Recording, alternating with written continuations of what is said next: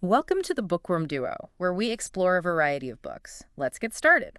Today we're diving into Robin Wall Kimmerer's essay, Serviceberry, an essay on abundance and reciprocity.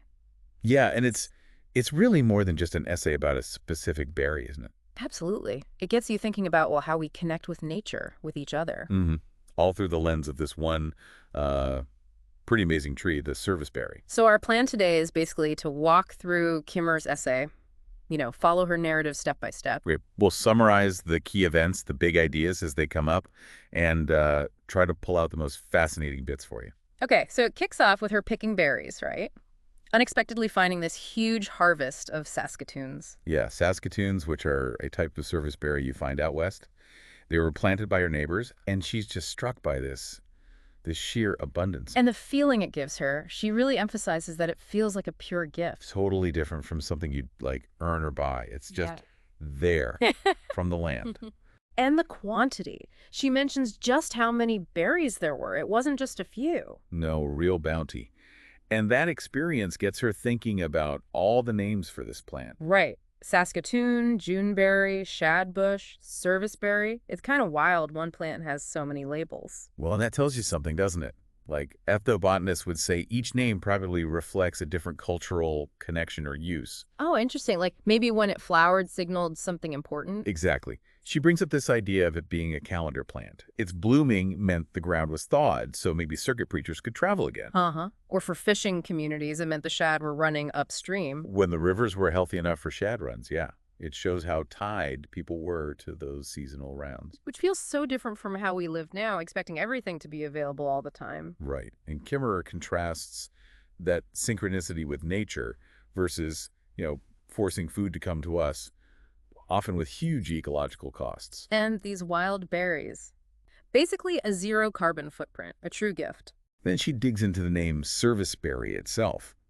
Where did that come from? And it's funny, it's not directly about the service it provides like you might think. No, it's actually linguistic evolution, sort of. From sorbus, its genus in the rose family, which got kind of corrupted to service and then eventually service.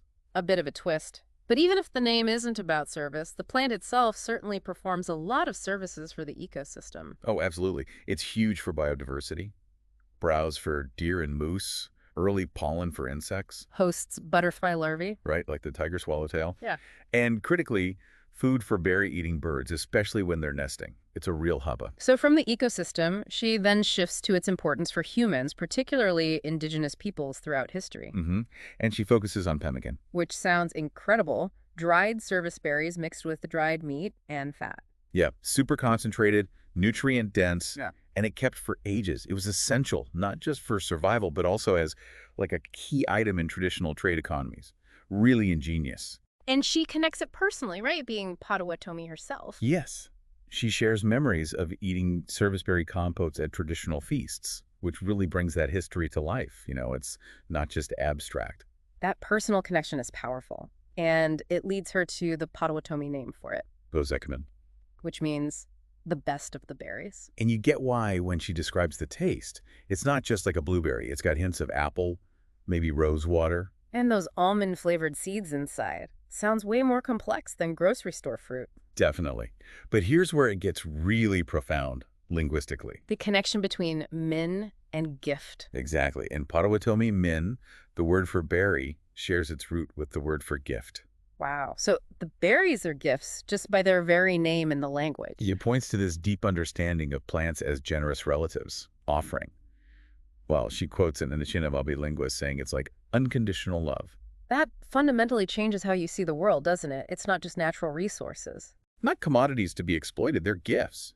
And gifts come with, responsibilities. Right. In that Anishinaabe worldview, receiving a gift isn't passive. You have duties. Like sharing, respect, reciprocity, gratitude. It's Yeah. all tied together. And that feeling of gratitude, she argues, leads to recognizing abundance, recognizing enoughness. Which is pretty radical in our hyper-consumerist world. Yeah, especially when she points out the data, we technically produce enough food calories globally, yet people starve. It's a distribution and mindset problem. So gratitude isn't just a nice feeling. She suggests it could be part of the solution to things like climate change and biodiversity loss. valuing what we have. Okay, so gratitude is the first response to a gift. What's the natural follow-up? Giving back.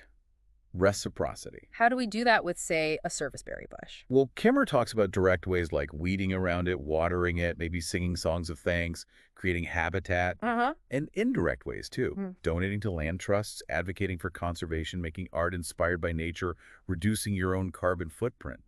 Lots of ways. It's like gratitude and reciprocity become the currency of this gift economy. Exactly. And unlike money, this currency multiplies. Giving inspires more giving, more gratitude. It creates this positive cycle. That makes sense. Then she kind of zooms out to look at ecosystems themselves as economies. Yeah, she looks at how materials cycle, like the carbon in the Saskatoon berry just keeps moving through the system, reused again and again. Yeah. A circular economy model. No waste, just starting materials for the next process. Right. But energy is different. It flows one way, from the sun to the berry to the bird. It doesn't cycle back in the same way. That distinction is important. And she contrasts this natural circular flow of materials with our industrial economy, which often focuses on linear production that, well, often involves destruction. Yeah, taking, making, and disposing. Not very circular. So this leads her to bring in ideas from feminist thinkers about a maternal gift economy. What's the core idea there? It's drawing an analogy between a mother nursing a child, this pure gift given freely to support life, and how the earth sustains us. So seeing the Earth's sustenance as a kind of fundamental motherly gift operating outside of markets. Precisely.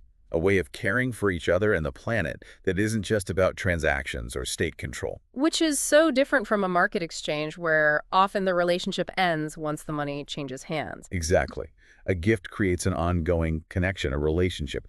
If you view the world as gift, you feel like a member. You feel accountable. She uses that great analogy, the store-bought hat versus the hand-knit hat from a friend. Totally different feeling, different relationship to the object, right? You care for the gifted hat differently. For sure. And that anecdote about suggesting the Department of Earthly Gifts. Oh yeah, and the colleague saying it might interfere with grinding up trees. Yeah. It just perfectly captures that clash of worldviews. It really does. And mistreating a gift feels different, ethically, emotionally. She uses the example of polluting a spring. How can you commodify something as essential as clean water? It feels fundamentally wrong to treat it as just another product when it's such a basic gift for life. It does. So she contrasts her view as a botanist, seeing abundance, seeing cycles with the standard economic view, which often starts from scarcity. Right. Conventional economics often frames scarcity as the central problem to be managed, but she brings in ecological economics. Which defines economics differently. Yeah, more like how do we organize ourselves to sustain life and enhance its quality, all within the Earth's limits. It's about managing our home. And she reminds us that ecology and economy share that root. Oikos, meaning home or household, they should be connected. They should. And to illustrate how a gift economy works with abundance, she shares that story from an anthropologist. The hunter with the big kill. Yeah. Instead of hoarding the meat, he shared it all immediately. His reasoning was like, I store my meat in the belly of my brother. Wow. That says it all, really. It does. Wealth isn't accumulation, it's having enough to share. Status comes from giving away, strengthening those community bonds. The currency is relationship. Build on gratitude and reciprocity. Exactly. And these aren't just ancient ideas. She points to examples. Like Potawatomi giveaways or the potlatches in the Pacific Northwest. Right. Which were vital for redistributing wealth and affirming connections. And it's telling that colonial governments often ban them. Because they threaten the colonial model of individual accumulation. Pretty much. It highlights that fundamental conflict between worldviews sharing the commons versus privatizing everything. And that tension continues today. She mentions contemporary indigenous economics, like around Bears Ears National Monument, still emphasizing relationships with the whole community, human and more than human. But it's not just in indigenous cultures. She shows how gift economies pop up in our everyday lives, too. Like her neighbor Sandy's table. Yeah. The little free table with extra garden vegetables. Or that story about the free travel trailer appearing on the roadside, full of useful stuff. Little acts of giving that spark more giving. It's contagious in a good way. And we see it surge in crises, right after disasters. She references Rebecca Solnit's work on that. A paradise built in hell. Yeah, how community and mutual aid often blossom when formal systems break down. It suggests our default isn't necessarily the rational economic man always maximizing self-interest. We have this deep capacity for empathy, cooperation, mutualism. Even if the current system sometimes pushes us towards the other model? Right. But Kimmerer asks, what if we design systems to nurture that generosity instead? And she shares all those examples her students found of modern gift economies. Yeah. Free cycling, repair cafes, buy-nothing groups, clothing swaps, Open source software, Wikipedia, educational stuff on TikTok and YouTube even. mutual aid groups, local currencies, CSAs. It's actually all around us if you look. So there's this tension, right, between the reciprocity we see in nature and the often destructive results of our dominant economic system. But there's also hope in these grassroots innovations bubbling up. And it comes back to that fundamental difference. Gift economies start from abundance and sharing. Market economies often start from scarcity and private property. Though she's realistic, we live in a mixed economy.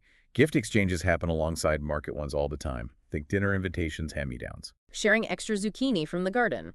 Exactly. So the question isn't maybe if gift economies exist, but how we nurture them. Should we try to scale them up? And she kind of pushes back on that idea of scaling up, doesn't she? Suggesting maybe their power lies in being small, local, context-specific. Right, like little free libraries or, the original public libraries, community-level sharing. Which brings her to the tragedy of the commons. That classic idea that shared resources inevitably get ruined. Yeah, Hardin's theory. But she immediately brings in Elinor Ostrom's work. The Nobel Prize winner. Yep. Who showed, through studying real-world examples, that communities can successfully manage common resources sustainably. It requires trust, cooperation, clear rules. But it's totally possible. It disproves Hardin's inevitability. And that connects right back to traditional indigenous ways of managing resources. Like the dish with one spoon treaty. The idea of a shared territory, shared responsibility, taking only what you need. Which leads perfectly into the principles of the honorable harvest. Such a powerful framework. It's basically a set of ancient guidelines for how to take from the earth, never take the first, ask permission, take only what you need, use it respectfully, share, give thanks, reciprocate. It's about restraint, respect, reverence, and reciprocity, a whole different way of interacting. And she sees the serviceberry tree itself embodying this. It gives its flowers to pollinators, its berries to birds. Who then disperse its seeds. It's a cycle of mutual benefit, of giving, the opposite of hoarding. Which makes the contrast with Darren so stark. Ah, yes, Darren, the guy who represents that extractive mindset. Yeah, the impulse to see a free gift, like berries by the roadside, and think, how can I turn this into private profit? She links that directly to corporate behavior exploiting resources. It's a jarring comparison, but then she offers this beautiful counterexample. Her neighbor, Polly. Oh, Polly's story is amazing. She has this serviceberry orchard, could totally sell the berries. But instead, she just invites everyone to come pick for free. Yeah.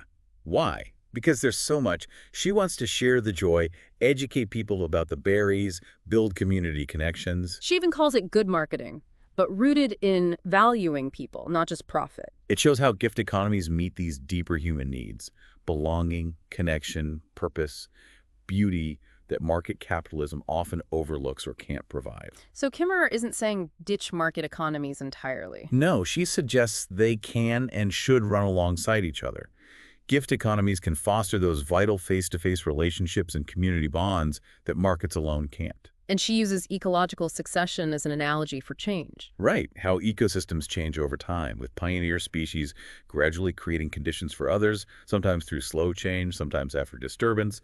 Maybe new regenerative economies can emerge similarly. It leads to a pretty strong call to action, framing the current system as almost a crime against nature. Yeah, emphasizing the need to shift towards reciprocity and sharing as foundational principles for our economies. But with a sense of hope for a future that's maybe a mosaic, different economic models coexisting, focused on joy, justice, and connection to the land. And she loops back beautifully to the simple act of berry picking, suggesting that engaging directly with the gifts of the earth can be like medicine. Fostering that connection, inspiring us to protect the land that provides. Yeah, and her final example is just perfect, that urban garden turned into a commons. Where neighbors harvest berries and flowers freely, taking the tragedy of the commons and flipping it into the abundance of community. It's about choosing reciprocity. A powerful closing thought.